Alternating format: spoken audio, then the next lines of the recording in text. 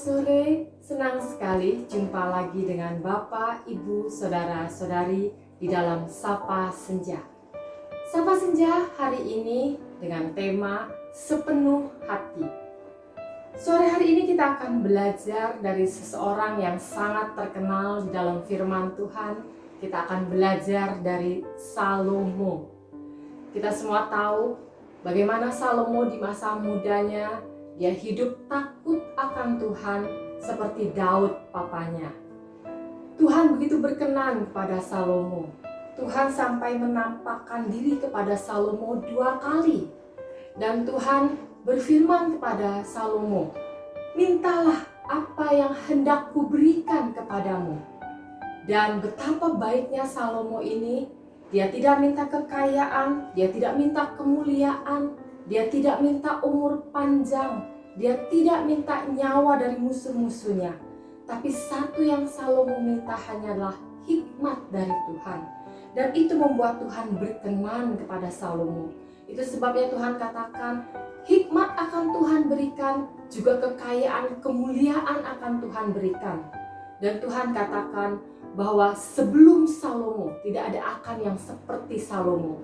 Juga sesudah Salomo tidak ada orang yang akan sama seperti Salomo. Betapa baiknya hidup Salomo ini. Dan Tuhan juga berkenan Salomo yang mendirikan bait suci. Tapi kita mau belajar juga bagaimana akhir hidupnya Salomo.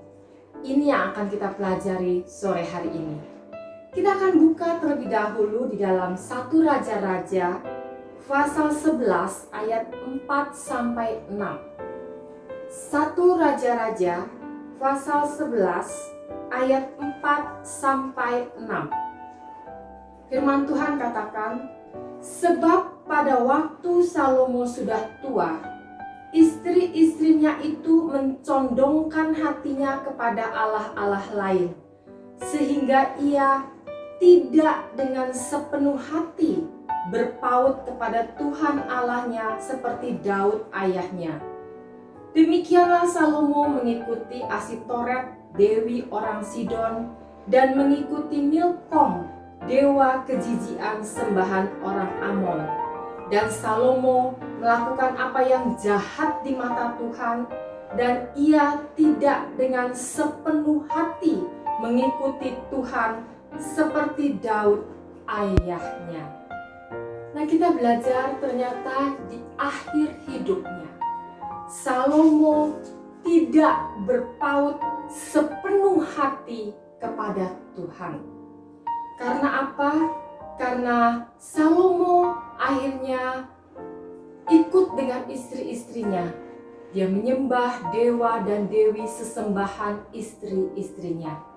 Nah, kita belajar ternyata orang-orang di sekitar kita itu amat sangat mempengaruhi kita.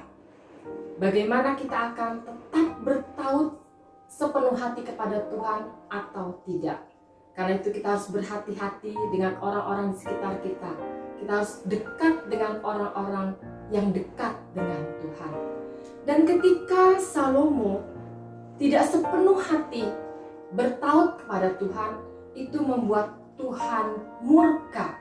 Itu sebabnya firman Tuhan katakan Tuhan akan mengoyakkan kerajaan Israel. Nanti kita akan belajar bagaimana setelah itu, setelah Salomo, di zaman anak-anaknya kemudian, kerajaan Israel akan terbelah menjadi 2. Mengapa Tuhan murka ketika kita tidak berpaut sepenuh hati kepada Tuhan?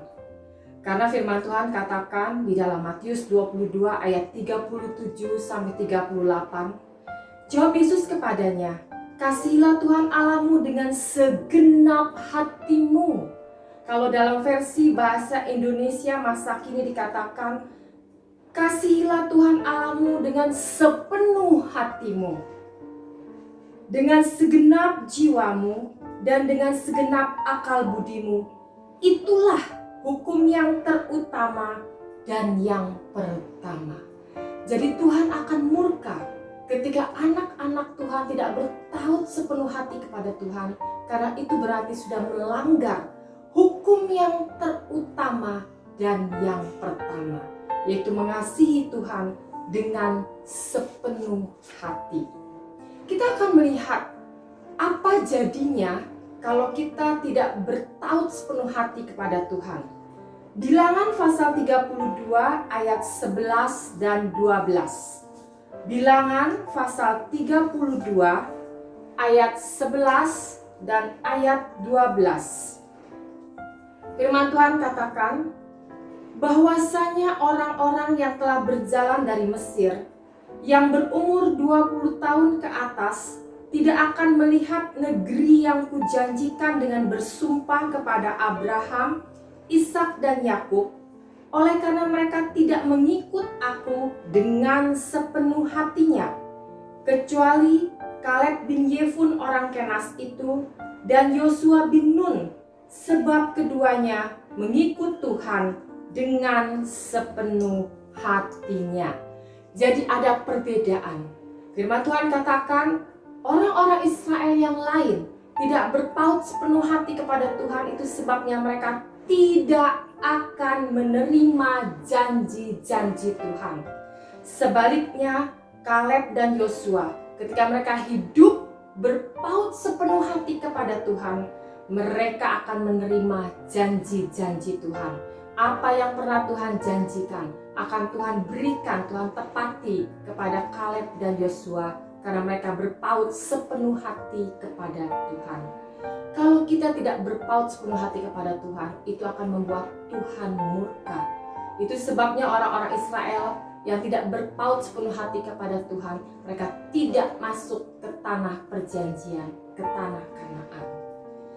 Dari firman Tuhan ini kita bisa belajar, jangan kita bangga kalau kita berkata, saya dulu rajin beribadah, semua ibadah saya ikuti.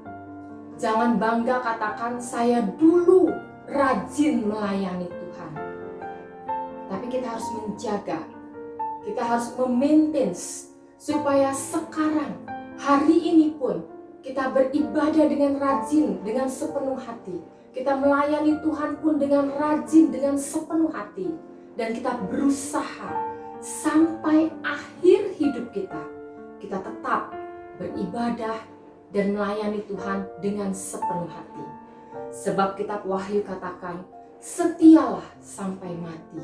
Jadi sampai akhir hidup kita, kita harus berpaut sepenuh hati kepada Tuhan. Dalam keadaan seperti sekarang ini, di mana kita tidak bisa beribadah bersama-sama di gereja, kita harus berhati-hati sekali. Kita harus berwaspada menjaga hati kita, supaya kita tetap beribadah dengan sepenuh hati. Karena memang kita beribadah sekarang di rumah, tapi tidak boleh sambil beribadah kita tidur-tiduran di ranjang. Tidak boleh sambil beribadah kita misalnya, sambil sarapan makan nasi uduk. Tapi jaga sikap hidup kita dengan menghormati Tuhan, dengan beribadah dengan sungguh-sungguh, dengan sepenuh hati. Karena kita percaya dalam ibadah kita, Allah hadir di tengah-tengah kita. Dalam masa-masa seperti ini, kita tetap menjaga hati kita, supaya melayani Tuhan juga melayani dengan sepenuh hati. Ketika kita memberi persembahan, ketika kita mengembalikan perpuluhan, kita juga melakukannya dengan sepenuh hati. Apapun itu, kita berdoa dengan sepenuh hati. Kita mencari Tuhan dengan sepenuh hati. Apapun itu, lakukanlah dengan sepenuh hati. Membaca firman, baca firman dengan sepenuh hati. Karena itu yang Tuhan kehendaki. Ayat terakhir kita akan buka di dalam Yesaya 26 ayat 9. Yesaya pasal 26 ayat 9. Dengan segenap jiwa aku merindukan engkau pada waktu malam. Juga dengan sepenuh hati aku mencari engkau pada waktu pagi. Sebab apabila engkau datang menghakimi bumi, maka penduduk dunia akan belajar apa yang benar. Amin untuk firman Tuhan pada sore hari ini. Tuhan Yesus memberkati kita semua. Shalom.